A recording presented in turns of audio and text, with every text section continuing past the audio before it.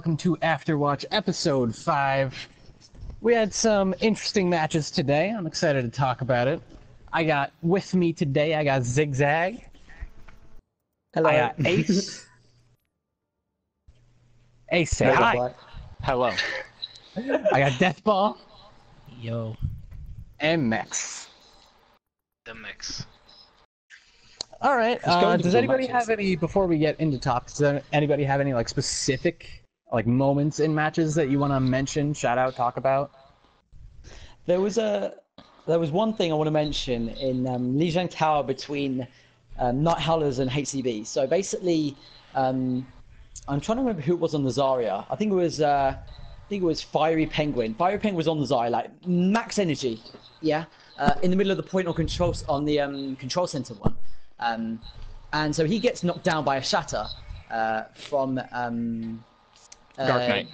Dark Knight, that's the one. But then Pee-wee sees this as Hog, jumps right in front of his Zarya and takes the pin, keeping his max energy Zarya, who had Graviton, alive, and they ended up winning the fight off that. I just saw that as really cool work from Pee-wee peeling onto his fellow main tank. I have a moment from the Apex versus Nobody match on Lijiang Tower. Apex Predators had control of the point with nobody pushing in. Minton, the Junkrat, was playing really close to the team, was able to use a Riptire by himself with no other ults matched and kill all 6 of them. What? It was actually I nutty. did see that. That was absolutely This was nutty. That was a crazy play. We gotta put that footage in there. That is. It was a 6-man tire. That was an incredible tire right there. The only ultimate that was used, and he gets a team kill. It was crazy. They kind of just rolled the rest of that point for Lijiang off of that one ult as well. Yeah, that was absolutely insane. Alright, let's lead into the topics now. First topic, what players do you guys think are really standing out? What are the top players? Honestly, today for me is from the Hanamura Ninjas, Fox Box Socks really stood out today on that Tracer roll. He's putting so much damage. Really, even on the Junkrat, he's just doing so much for his team today. He's getting so many kills, finishing off so many final blows for his team. He honestly put it over the edge today in both of the matches he had. Fox I Box think Socks he had is a bad really showing. good player. I think And he's the EU best as well. I think the best part about Fox Box Socks is that he's so consistent too. Yeah, that's why you don't really notice him at times either. My the player that I thought stood out, well, a couple players actually. Arasan on the tank, I did not expect to do that well on isolation against Saints at the last on that Lijiang. He actually did a lot better than I expected. And I hate to say it, but Rake-chan once again, CF Red, the man That doesn't surprise me. getting crazy high noons, stunning, ulting Lucio's out of it. He just went off today, and I have to give him recognition for that. I mean, for me, from the games I casted, there were 2 players that really standed out. Goliath picking up the win against Vanquish. There was a particular player, and it's not this person you expect. Obviously, we talk about their DPS duo, Swerves and Benezzo, being so good together.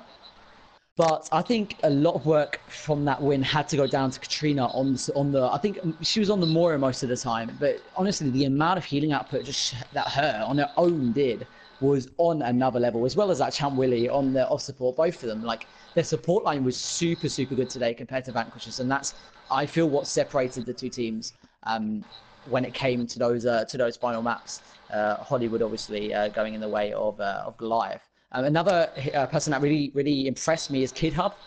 Kid Hub I'm not usually that impressed with. I think he's a good player, but I don't think he's amazing. But today, particularly on Tracer and Junkrat, he absolutely popped off. There was one time where Night Howlers were 3 up in a fight, then Kid Hub suddenly gets a double pulse bomb and then finds 3 more kills out of nowhere and just swings the fight in his team's favor. And that's what I think was the difference between HCB and Night Howlers today. I mean, Deathball did decent on the Bastion, as well as Fiery Penguin doing quite well on the off tank and Tracer. But at the end of the day, Kid Hub really did make the difference in that series. I also want to talk about it really quick. He wasn't getting pressured too much, but I swear to God, this man always had barrage. Every single fight, he just had his barrage ready, and I'm pretty sure he got a kill with almost every single one. I think off the top of my head I could name one barrage he didn't get a kill with. He focused down the Zarya on the side of MSBH like the entire time with those barrages. So like every single time you'd see him with that barrage, you know he'd be jumping onto that Zarya. Yeah, make sure absolutely absurd speed. Crazy play there. Actually leads in nicely to the next point. Or any teams really standing out in the matches today? Honestly, Team Nobody Day they played so well. I feel like everybody had nobody in mind. Like, go ahead. Team Nobody in mind. Go ahead. Someone else. Well, I was gonna say a team that actually stood out to me was actually Team Rebel. They did get pretty rolled on the first match they had against Ninjas. Hanamura Ninjas. Was it Ninjas? Yeah, Ninjas beat them pretty badly. But actually, the game against CF Red, they actually had to come in late, so they had to forfeit a map. And then they actually held their own against CF Red a lot better than I expected, especially from a team like CF Red. If CF Red does amazing, I think they did really well on that point for coming in and playing that one map. I'll have to give them a shout out for that.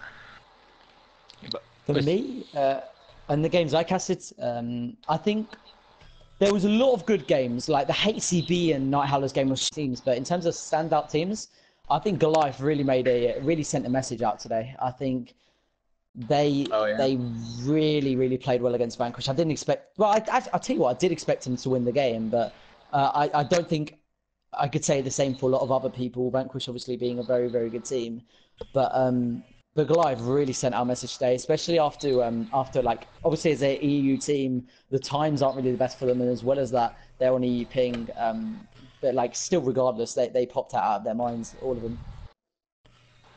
I feel like a team that stood out for me was Hanamura Ninjas. Like I in the beginning when the league started, I didn't think that they were going to be a team that you'd pay too much attention to, but as the seasons progressed and like the weeks started to get coming along, now that we're in week 5, they're definitely a team that like is really incredible to see synergy wise. Like you see them with peeling for each other, you see them like playing as a team, and I feel like that's definitely something that they have going for them against Ninjas is actually a very nice example of our last topic, some unexpected growth in teams. Ninjas is definitely a really nice example, and that Deathball literally just mentioned why. But are there any other teams that really just grew way faster than you guys expected them to?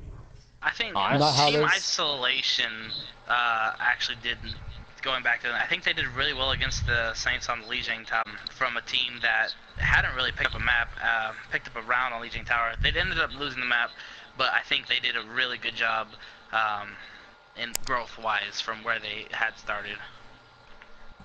For me, I'd probably have to say Team Nobody has really improved a lot this season. Whereas week 1, they weren't really playing all that well. They're kind of just getting stomped out every week. Then this week, they come in, they just basically roll through Apex Predators today with really good help. I like shout out, probably relied on Pack Attack Corey playing that Diva today. He's doing really well, peeling back for his supports a lot, putting out so much damage in the same process. He just overall played super well and really helped push them over the line today. I think Night Howlers, personally for me, have been the team that have grown the most. I mean, as well as Hanamura Ninjas picking up new players and really going up in their division, I think that Night Howlers have really stepped it up. They've changed their roster in terms of their DPS. They've now got Fiery Penguin and Deathball in, and that's really helped them out. Pee-wee as well on the off tank has been on another level. I think, so going from, like, in all honesty, being dominated by a lot of the teams so far, they managed to get the win last week, we know, against Isolation, and now they picked that was a very close series between them and HCB, and I mean just a few plays that just that final 2 minutes that let them down at the end there. They deserve to take that to a 1-round tiebreaker, in my opinion. But I mean, keep an eye out for them. And I also like to give another shout out to like the team that's improved from season to season. Also, like Saints has improved so AGL. Like you can just see the growth of them because you can see that they've been putting in the work for it. And last season they were easily one of the bottom teams in the league. You see them come in this season; they're easily one of the top teams to being the top of their division right now. I feel like that's worth a mention right here. And we've talked these guys to death in the last episode and even in power rankings, but I also just want to give another quick shout out to Skybound or Spacebound. I apologize. They started off really bad. I feel like there's no really dancing around that. They did not have a very strong start, and here they are. They're just absolutely destroying people the longer the season goes on.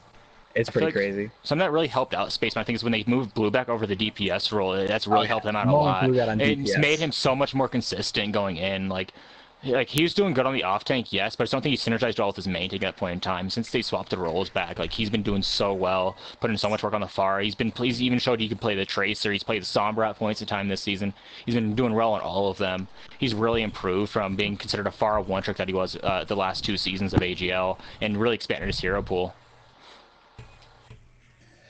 All right. That's all that we had prepared for today. I'm glad that everybody got to say what they wanted. I really like the topics that we had this week, actually. I feel like the past few Afterwatches have had like topics that were kind of hard to talk about. But that's all we got. We'll see you guys next week. Great matches today. Bye-bye. Take care. Adios.